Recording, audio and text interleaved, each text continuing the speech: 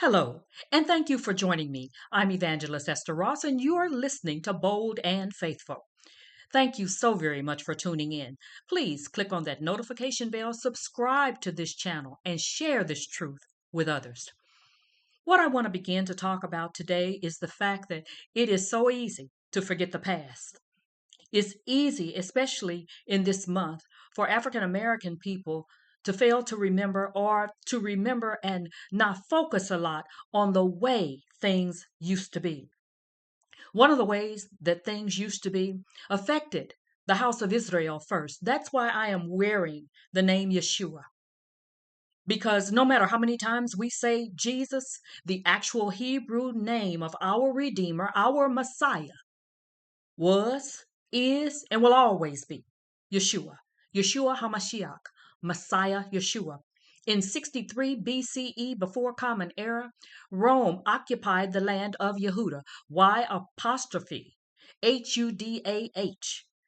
That was the name of the land. It was named after a son of Yaakov, the man that God named Israel. Translated, that land was named Judah.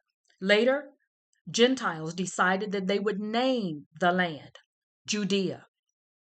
It's a horrible thing when people who you really want to help, people who can take from you to receive help, decide to erase you almost permanently from history to the best of their ability. That is exactly what happened to Israel.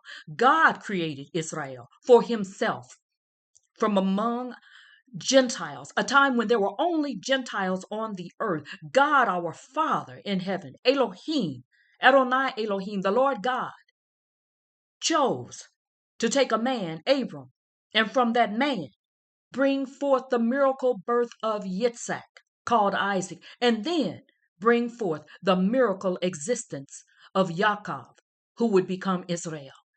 That's how it began. Is it talked about in church? Absolutely not. You will almost never hear it from a pulpit. The same way you won't hear Genesis 5 verses 1 through 2 that tell you in the beginning the woman's name was Adam. We have got to get back to truth. No matter how much we want to believe otherwise, truth is our goal for eternal life. When Rome occupied the land of Yehuda, a Yehudi is one Yehudi. That's one Jew. Yehudim is Jews. One of those Jews was Messiah Yeshua. He was born into that tribe. And yet, people who say they are Christian don't have a problem with hatred for Jews, don't have a problem with hatred for Israel. God created Israel, and the Son of God was a Jew. And when he returns, he will be the Lion of the tribe of Yehuda, not Judea. We have got to get to the place where truth is more important than passed down false history. And that's exactly what we've received.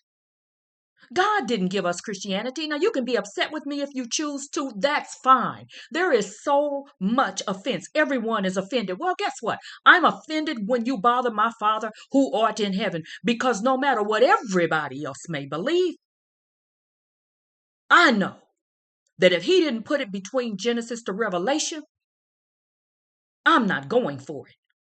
And you cannot, from Genesis to Revelation, find where God said to be a Christian. If you can, it's because you put it there.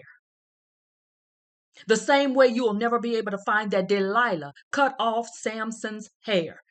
All you need is repetition. If you repeat it long enough, somebody will believe it. That doesn't mean it's the truth. When you read Romans, the first chapter, and you read any chapters that have to do with Shaul, who according to Acts, the 13th chapter, verse 9, was called Paul, when you read anything that he has written, you learn in Philippians 3 that he was a Hebrew from the tribe of Benjamin, but he got himself caught up in a religious group called Pharisees. God didn't call for them, nor did God call for any other religious group. And that is why so much defiance goes with these types of groups. No. After Shaul and Kepha, who is the rock, but his name is changed to Peter from the Greek word Petros, meaning rock.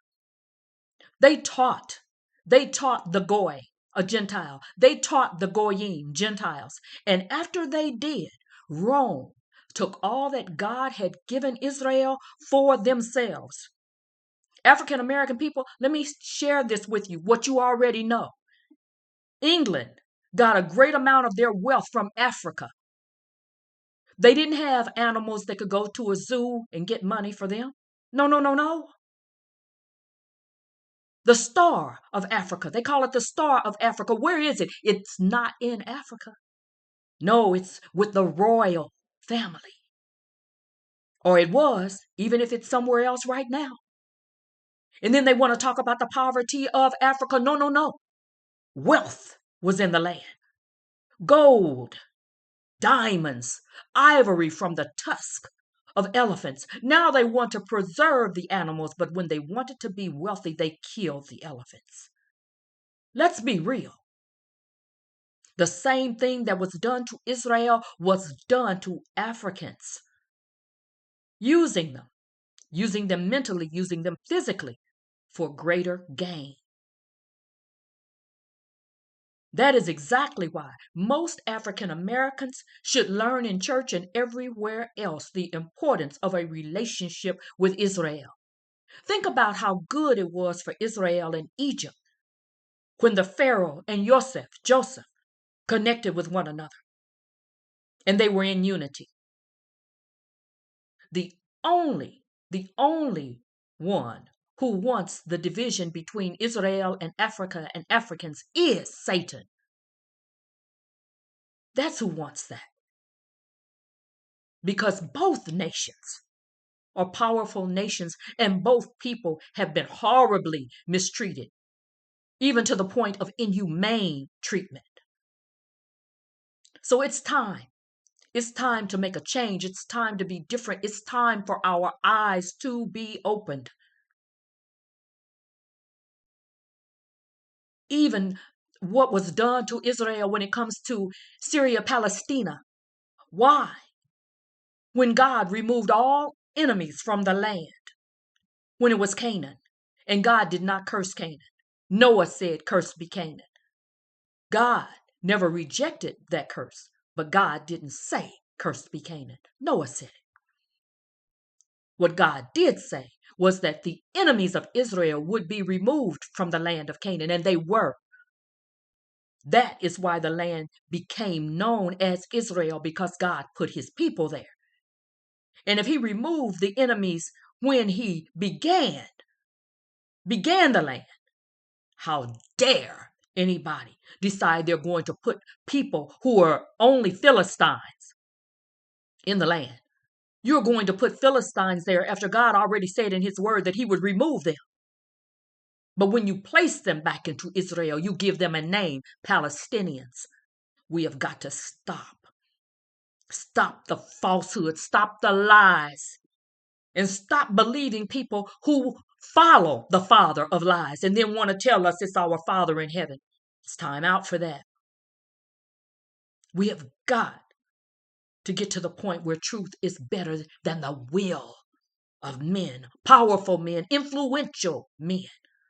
We've got to get away from hate for the truth.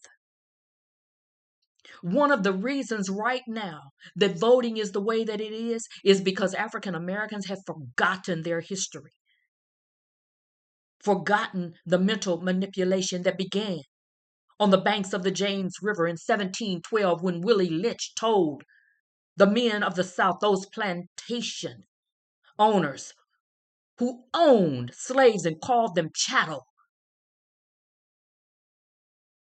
When he came to them and he spoke the making of a slave, teaching how mental manipulation could go on for 300 years or more. Well, it's time to end it. Beginning with politics and beginning with religion, end it. Know the truth as a people, know the truth as a nation, and follow reality. Remember for yourselves that it was Democrats who wanted you in slavery. It was Democrats who came forth with Jim Crow laws, and the first Republican president was the 16th president, Abraham Lincoln. Before I go any further, because I've got a week to bring good messages from Tuesday through Friday. So before I go any further, I want to make sure that I read a scripture that will say to you the importance of how we should believe and the way we need to gain our understanding. Ephesians 4, verses 14 through 18, CJB. We will then no longer be infants tossed about by the waves and blown along by every wind of teaching at the mercy of people clever in devising ways to deceive. Instead, speaking the truth in love, we will in every respect grow up into Him who is the head, the Messiah. Under His control, the whole body is being fitted and held together by the support of every joint, with each part working to fulfill its function. This is how the body grows and builds itself up in love. Therefore, I say this, indeed, in union with the Lord, I insist on it. Do not live any longer as the pagans live. Pagans, Gentiles, those who originally did not worship Adonai Elohim, the Lord God, the Holy One of Israel. Instead, they worshiped idol gods. They were polytheistic. So no, do not live any longer as the pagans live, with their sterile ways of thinking. Their intelligence has been shrouded in darkness, and they are estranged from the life of God because of the ignorance in them, which in turn comes from resisting God's will.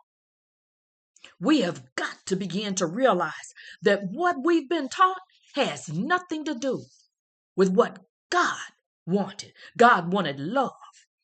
God wanted unity. God wanted oneness. That does not come from any religion, and that includes Christianity that came from Rome and Catholicism that came through the Roman Catholic Church. Nor will it come through all of this thinking that came about through the King James Version of 1611 from James, King of England. No, it will not. Because when he wrote it, it was about the Church of England. It was not about the unity of all people. Had it been in the 1660s, it wouldn't have been the horrible tragedy of the inhumane act of slavery that went from England when Charles II started the transatlantic slave trade, and British colonies in America decided they were going to go along with it, beginning with the states Maryland in the north and Virginia in the south. No. And before you start going along with sanctuary cities, allow me to share this with you. Once upon a time, there were people who called themselves skinheads. And like many of the supremacist groups, many of them, what they decided was that they wanted some states for themselves. States that would make sure that those people that they didn't believe to be equal to them could live in. They didn't want people living in Washington State, Oregon State, or Idaho State. No, they wanted those reserved so that they could live in them without the people that they had hate for. And then around that same time, guess what? Sanctuary cities started. What do? They obstruct the laws of government. But first, they obstruct, deny, and are defiant against the law of God. Be careful when you make a choice. Choose you this day. Will your politics affect your eternal life? Will your religious beliefs affect your eternal life? The choice is ours. And we have to get past the ways of following that old Lynch teaching. His teachings are past. They are gone, and they no longer have an effect on us because we know how to rise above that. Beginning with knowledge and understanding of truth. And we're going to stand on that. as a people who love God and a people who love the nation we were created in. Take care. Have a wonderful day. God bless you all. And tune in again on tomorrow. So long now.